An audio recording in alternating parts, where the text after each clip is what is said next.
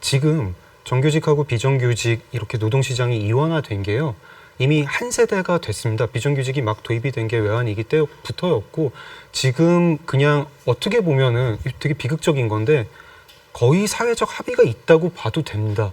거의 사회적 합의가 어떤 합의냐면 한국 노동시장이라는 건 비정규직 노동시장이라는 게 있고 정규직 노동시장이라는 게 있다. 이런 걸 우리가 말로 드러내진 않지만 다 인정을 하고 있습니다. 그리고 우리가 거기서 쌓은 특히 이제 젊은이들의 그런 주장을 하는 분들의 아마 감각은 이 이원화된 노동시장만을 보고 자란 분들의 감각은 이럴 거예요.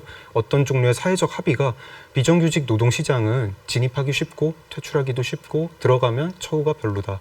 그리고 정규직 시장은 들어가면 처우가 좋은데 진입하기 어렵고 들어가면 나오기도 어렵다.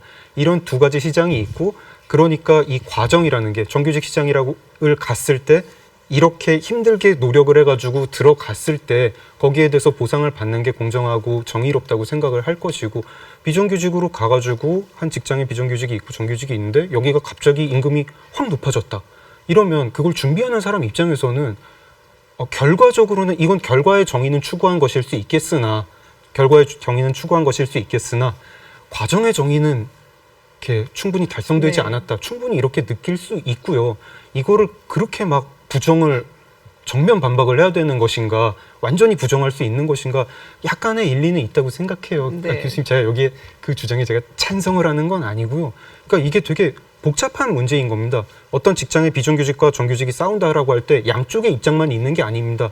작년에 거기 정규직 시험을 쳐가지고 떨어져서 올해 취업 재수를 하고 있는 구직자도 있을 것이고 재작년에 떨어져가지고 3년째 구직 시험을 준비하고 있는 그런 구직자도 있을 겁니다. 이 당사자를 제외해놓고 그 직장 안에서 비정규직과 정규직 갖게 한다라고 해가지고 여기를 갑자기 정규직화하면은 거기를 기다리고 있던 사람들은 저희가 마트에서도 계산대 줄 오래 섰는데 옆에 갑자기 마트 문 열려가지고 누가 슉 와가지고 계산하고 가면은 불공정하다고 느낍니다. 저는 개인적으로 유사한 일을 한다면 유사한 임금을 받아야 한다는 것도 우리가 충분히 받아들일 수 있는 원칙이라고 생각을 하고요.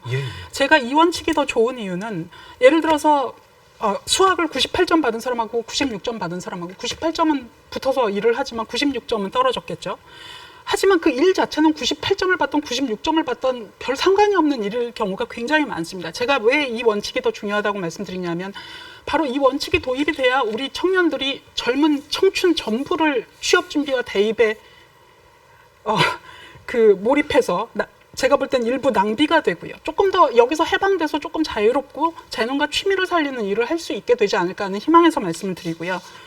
재능과 노력에 더 많은 가치를 줄 필요는 있지만 지금과 같은 극심한 임금 격차는 있을 필요가 없고 왜 노동을 다른 사람과 차별되는 높은 임금이라는 상을 타기 위한 경주로 만들어서 동료 노동자가 그들 자신의 잘못이나 실수가 아닌데도 아무리 노력해도 승리할 수 없는 그런 게임으로 만들 필요가 있는가에 대해서 한번 생각해 볼 필요가 있을 것 같습니다.